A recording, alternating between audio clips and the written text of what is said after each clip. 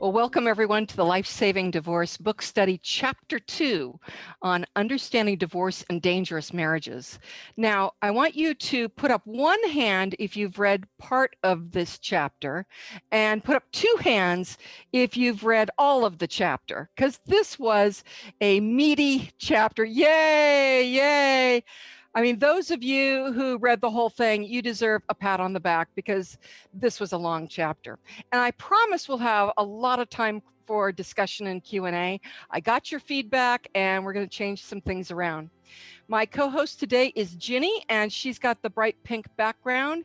Ginny, wave, and can you say hi? Are you muted? She's muted. Okay. All right.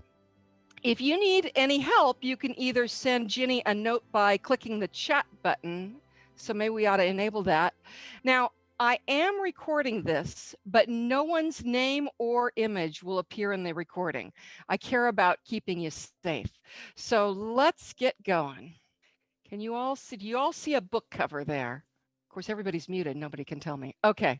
In case you missed chapter 1, I am the author of The Life-Saving Divorce, Gretchen Baskerville, and I have been a Christian divorce recovery leader in churches for more than 20 years. I co-founded my first group in 1998. I do have a degree in Bible and Christian education from Wheaton College, but I am not a therapist or a sociologist or an attorney. I am a facilitator, sharing what I've learned over the last 20 years. And also, I want you to know that if you are not religious or not Christian, you are still very, very welcome here. Everyone is welcome here because we all want to know how to deal with destructive relationships. Now for today's big questions. When we finally started to realize that our marriage was not safe and loving, and it hadn't been for a long time, we started to ask a lot of questions. How did I get myself into this painful marriage? What are the risk factors? Is it my fault? Is or was my troubled marriage a reflection of my worthiness as a person, or maybe my lack of spiritual maturity? And then how many destructive marriages are there out there? So we're going to discuss 7 risk factors tonight, and I promise we'll have plenty of time for discussion. I already mentioned in the first 2 pages of chapter 2 a little story. About 10 years ago, I found the old premarital workbook we filled out 35 years ago when we got married. And I realized to my horror that the author presumed that all Christians were trustworthy and that any problems a couple had would be fairly easy to solve, and that any Christian spouse would have your best interests at heart. And so, risk factor number 1 is exposure to the message from anyone that our faith or our race or our community is trustworthy. We often have little or no discussion among our family or friends or ethnic group or faith about red flags and warning signs or any indication that your fiance doesn't have your best interests at heart. And that's a real problem.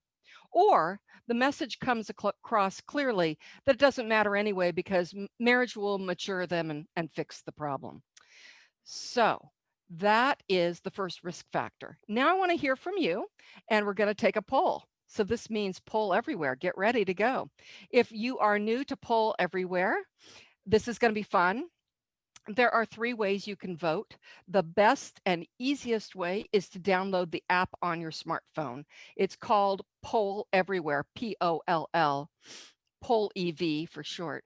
This is the easiest way. Or you can use your computer or your smartphone browser and go to pollev.com and enter the username lifesavingd, like D for divorce, 103. So it rhymes, lifesavingd 103.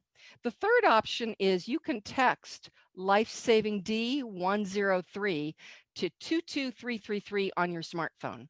There's no need to enter your name. Anonymous is fine. If it asks for your name, just hit skip. But the username is lifesavingd103. This works from anywhere in the world, no matter where you are, and all of this is anonymous. So here we go. Here's our first poll. Okay, what was your age when you got married? And if you married more than once, give the age at first marriage. Okay, so we've got some keep bringing in the votes. Some under 18 years old, some 18 to 19 years old, some 20 to 24 years old, some 25 or more years old. Okay, and I just wanted to let you know, I upgraded my license so you can all go crazy and vote on everything this time. The poll will not shut down. Okay, so in our case, we've got some who are under 18, some who are under 20.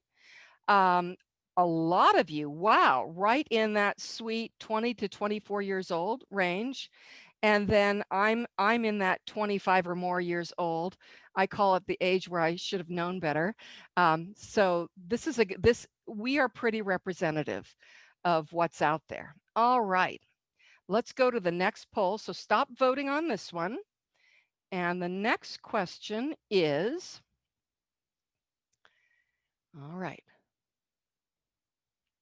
Before your marriage issues became known, were you and your spouse considered a model family or a perfect couple? Very true, slightly true, or not at all true? Because a lot of us were active in our churches, maybe we're in hospitality, maybe we're leading worship, maybe we're on in the choir.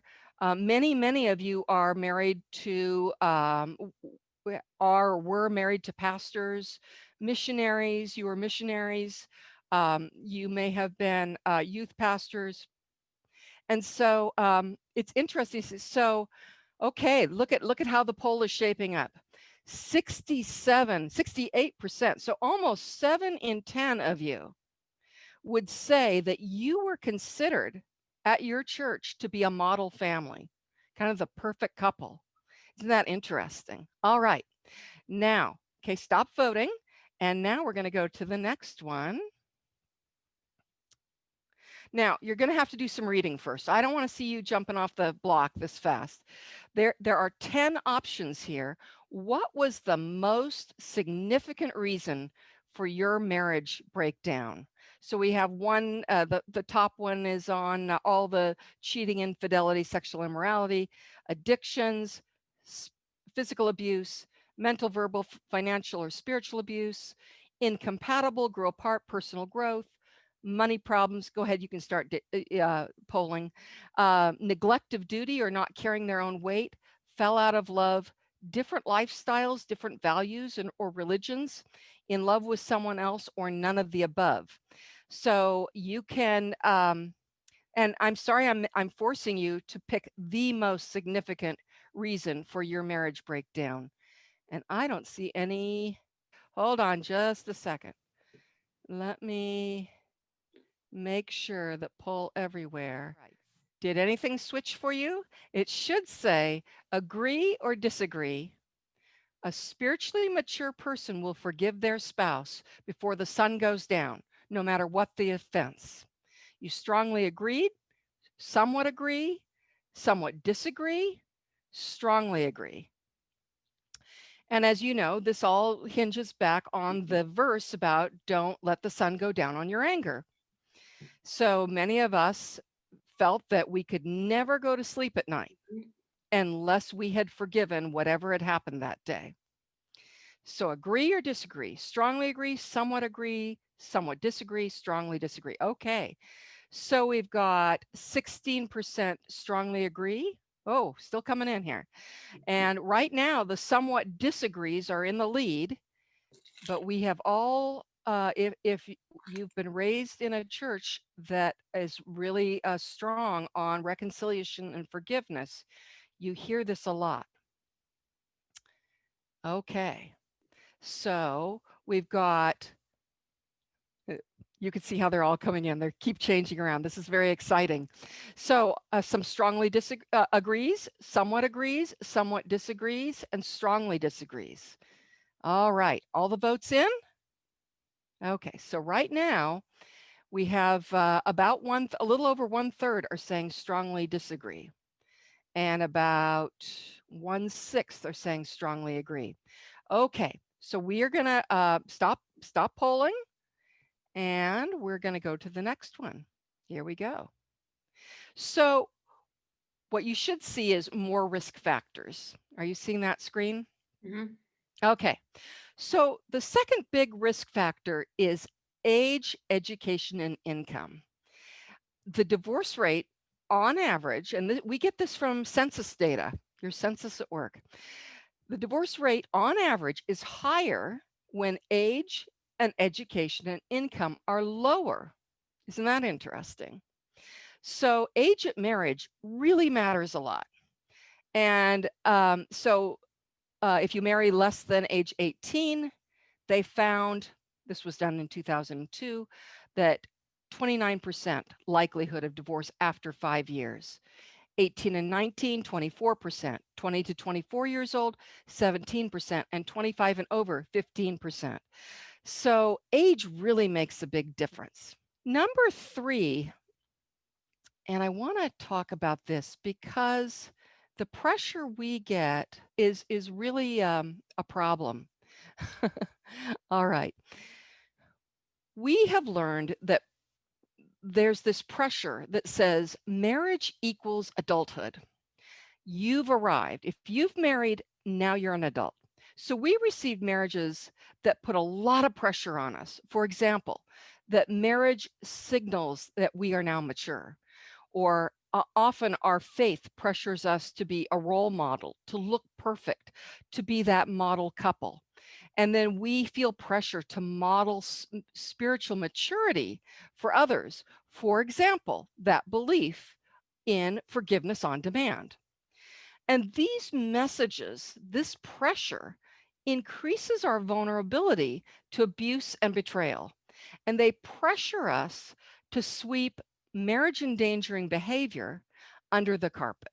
Here are two more risk factors. Risk factor number 4 is being exposed to messages that demonize divorce as the sign of moral decay in society, rather than demonizing abuse, adultery, addictions, abandonment, or neglect that lead to divorce.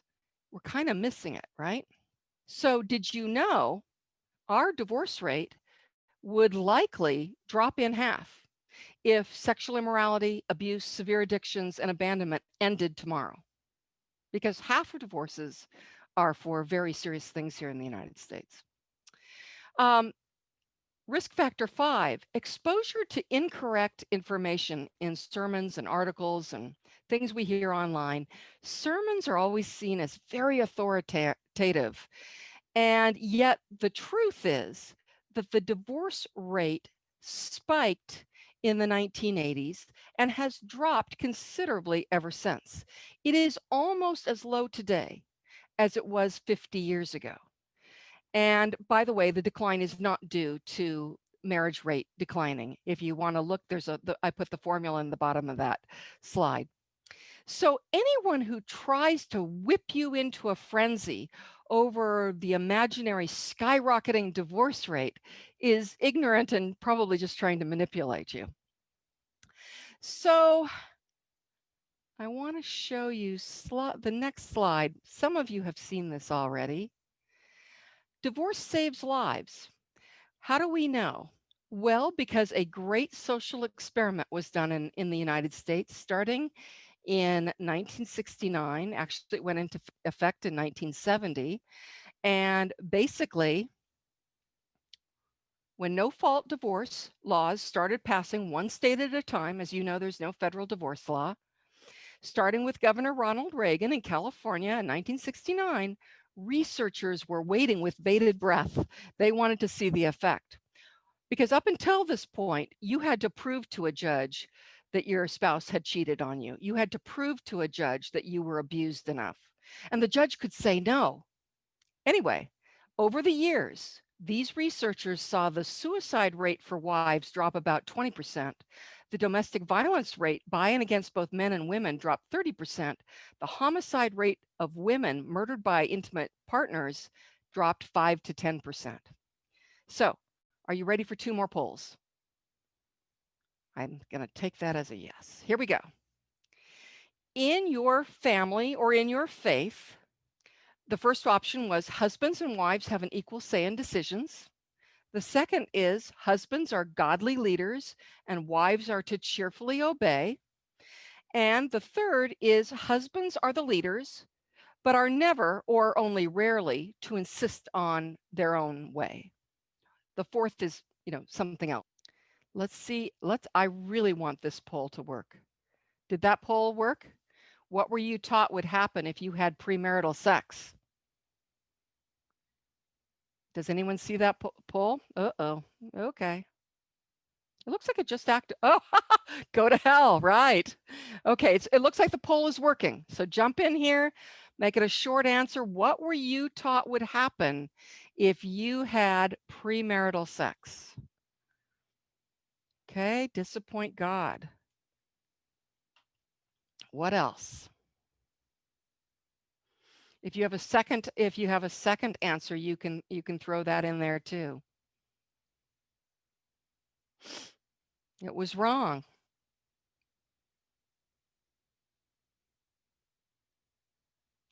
Ruin yourself for marriage. Yeah, absolutely.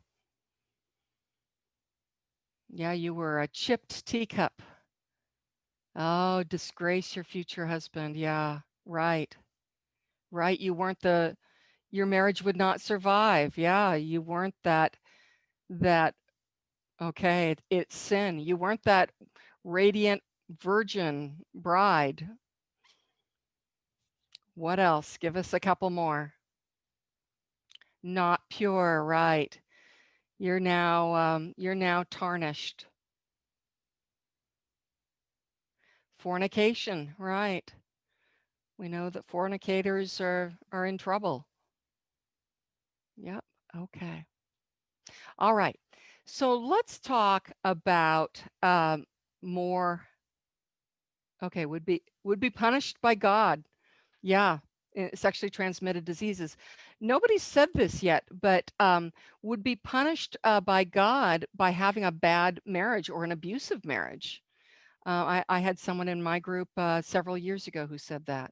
Okay, we're going to move on and we're going to talk about this because risk factor number 6 is that ironically, legalistic messages about premarital sex may accidentally encourage dangerous marriages rather than preventing them because they can lead to hasty marriages, coerced marriages. How did you like that section about child brides? Yeah, pretty intense. And early marriages. And then the risk factor 7, it silences your voice.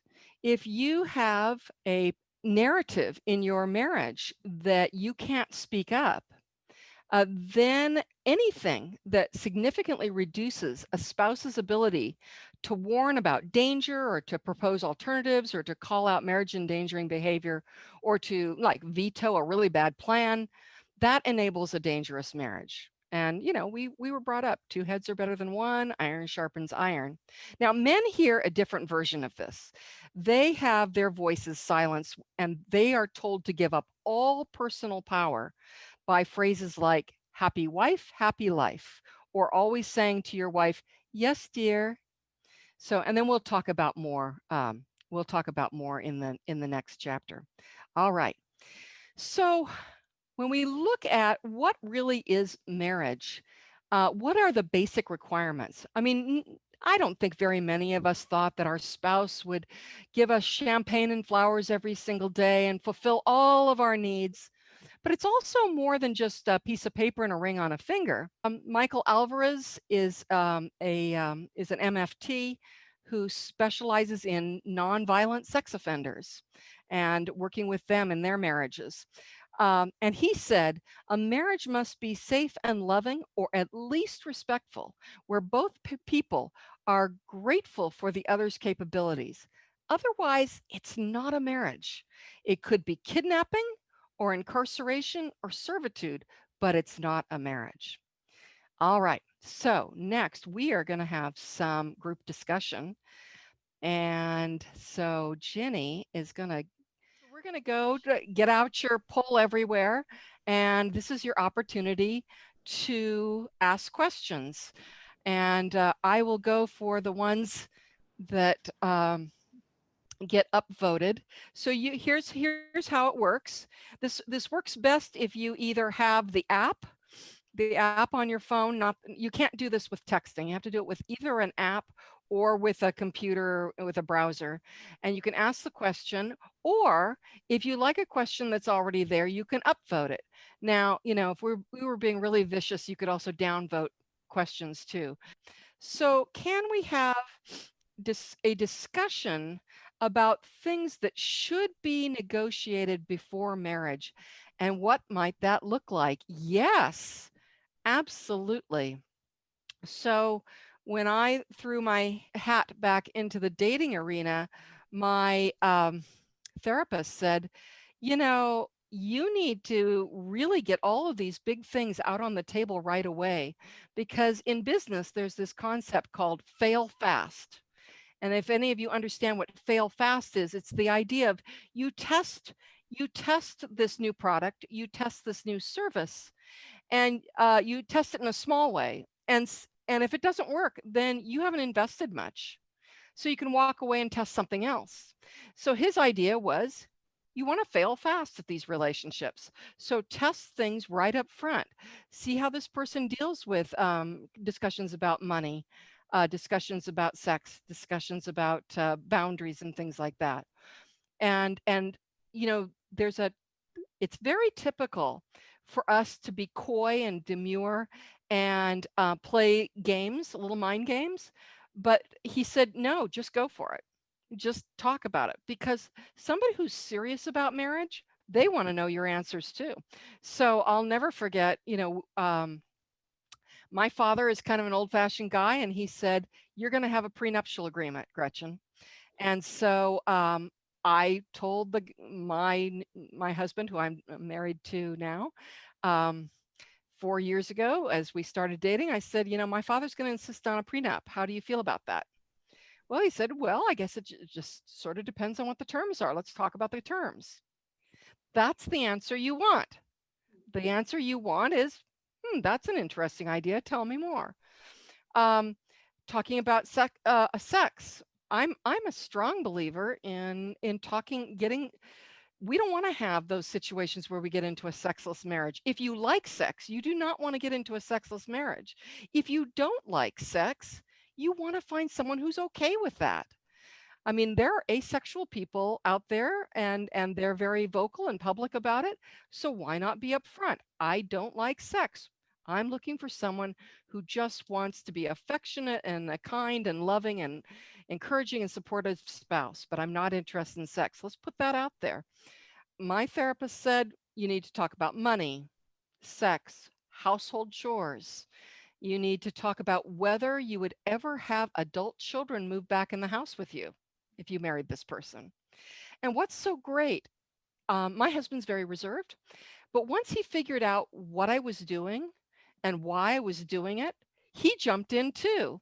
So the next date, and I'm saying have fun 90% of the date, but reserve 10% of the date for having these really good discussions. So we had known each other, we had met each other 13 years ago, and he had seen me get really angry at something.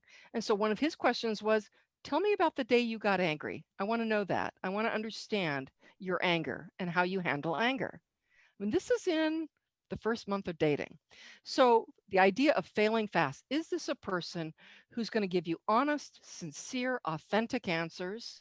Do they show appropriate shame and embarrassment for the bad things they've done? We all have bad sides to our personalities. So how are they honest about that? So I'm a big believer in failing fast. Okay.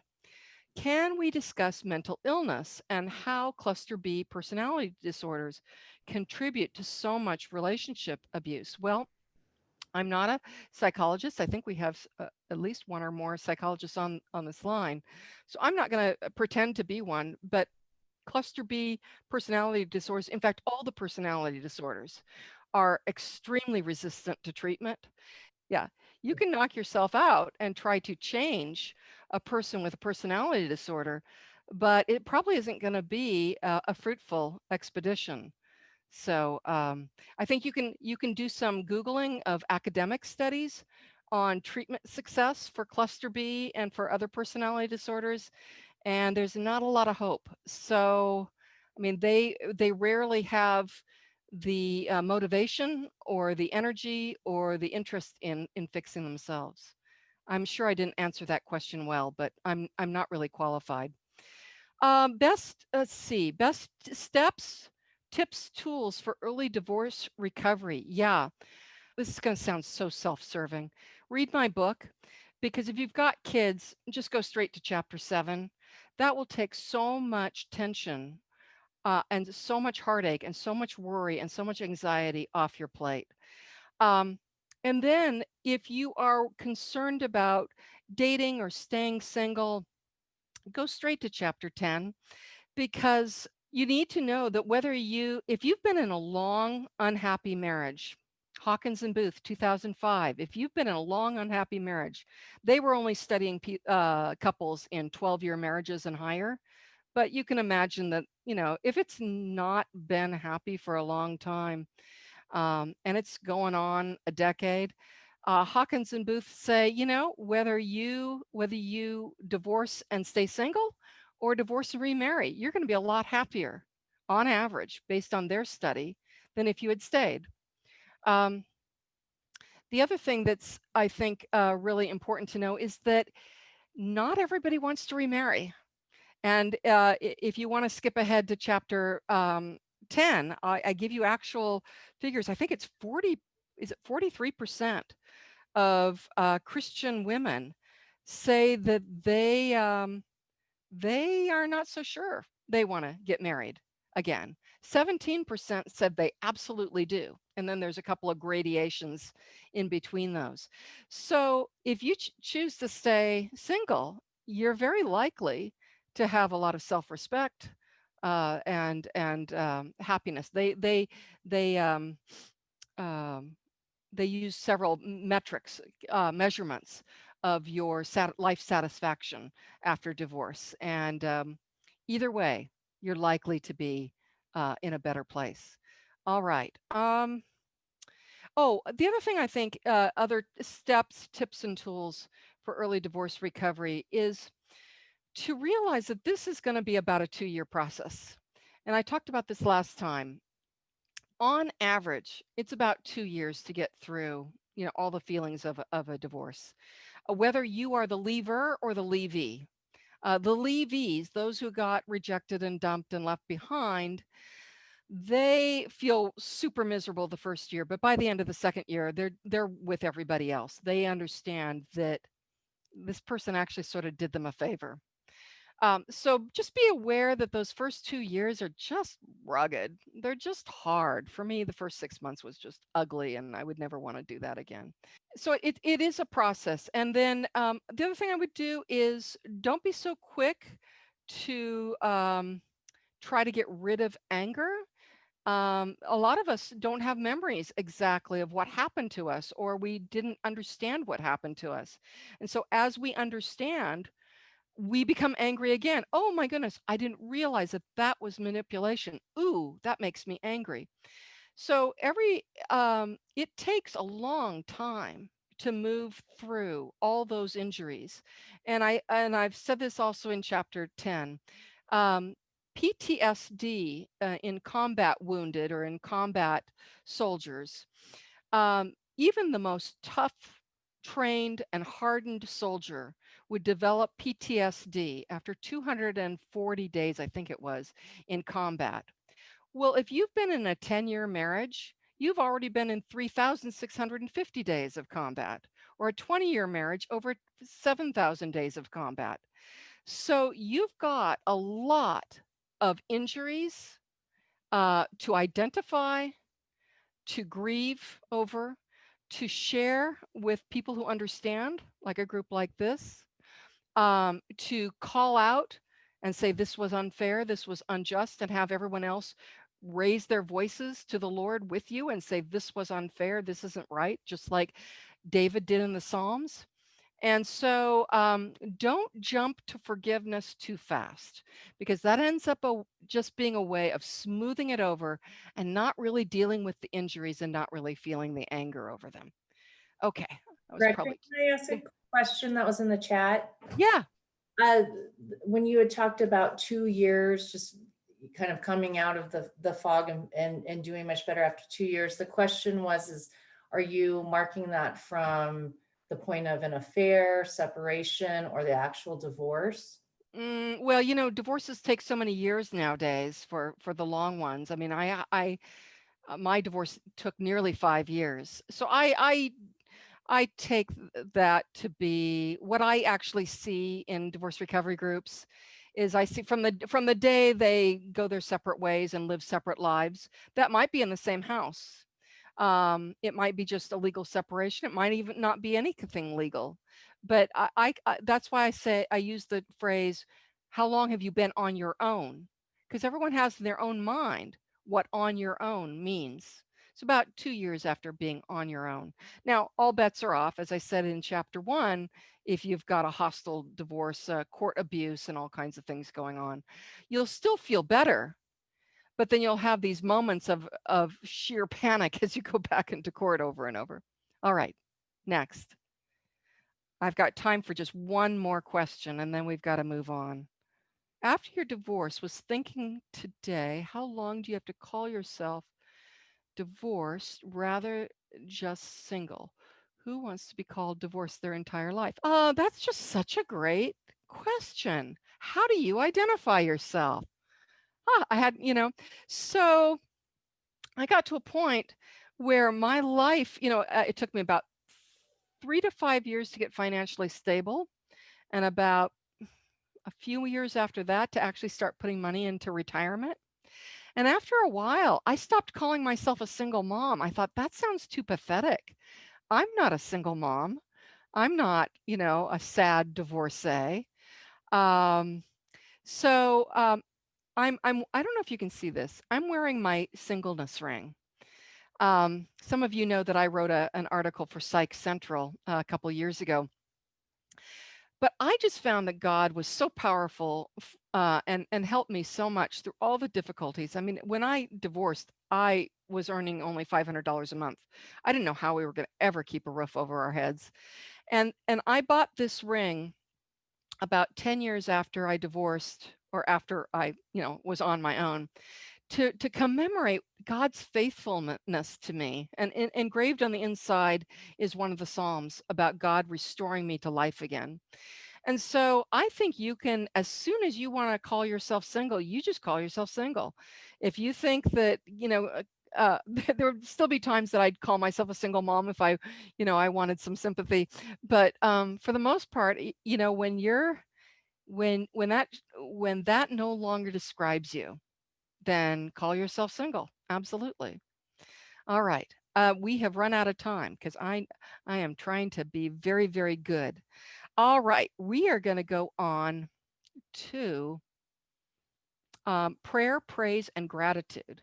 So this is the time for prayer, praise, and prayer requests, praise reports, and gratitude. And Ginny is going to talk about those, is going to read those on the chat. It's being done in the chat. And this won't be part of the recording. So appreciate that. This is what makes this is more of a book study than it is a divorce recovery group, but this is what makes divorce recovery groups so precious, so wonderful. All right, so I want to talk to you about next week. Next week is one of the most powerful weeks. We talk about spiritual abuse, and it's the 27 myths of divorce. If you've been following me for a while, I've posted on all of them before, but it's good to get our minds around them. So we're going to debunk some of those popular myths. For example, the myth that God is against all divorce, or the myth that God will heal your marriage if you just pray hard enough. And when I say that, can God do a miracle? Of course he can, but we call it a miracle for a reason. It's just incredibly rare. In the meantime, the damage to ourselves and to our children marches on. The myth that divorce will destroy your kids, and we'll see that sometimes divorce is good for kids and sometimes divorce is bad for kids. So we'll look at that. The myth that you just didn't try hard enough. The myth that your spouse wouldn't cheat or do porn if you just gave more sex. That's all leveled at women. The myth that your marriage would be great if you just submitted more, or the men's version of this is happy wife, happy life. There's a common one out there that says divorce will shatter the image of Christ in the church. Nobody really asks, doesn't abuse and scorn and contempt and a pattern of adultery shatter the image of Christ in the church even more? Here's a myth: you cannot divorce because you're one flesh. And that's going to go on forever. There are churches that teach your marriage is never broken until you die. A couple of denominations teach that. Or you can't divorce if your spouse didn't know any better. If they're just sort of kind of clueless, you can't. So watch for your email. We'll send out the study questions either tomorrow or Friday, and we'll send out the Zoom link. And then, Ginny, do we have a 2-question survey form? Oh, Ginny is right on top of everything. Now, I learned a lot from your last set of suggestions. So if you would click on the chat, Ginny has put a link to a 2-question survey form. We just want to know how we can make this better. And then finally, I want to thank you all for coming.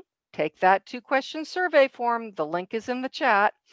And then for those of you who like to journal, here are the journaling prompts for this session, which you can do on your own time.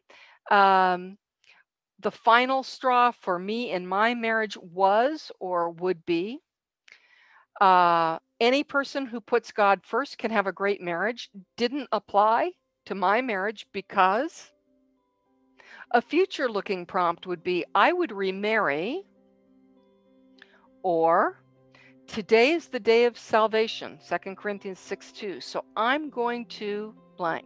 So this is the idea here is, what is your step? Take one small step this week. All right? And that's what I'd like you to do. I'll leave this on for just a second, but thank you so much for coming, and we really appreciate your time. See you next week.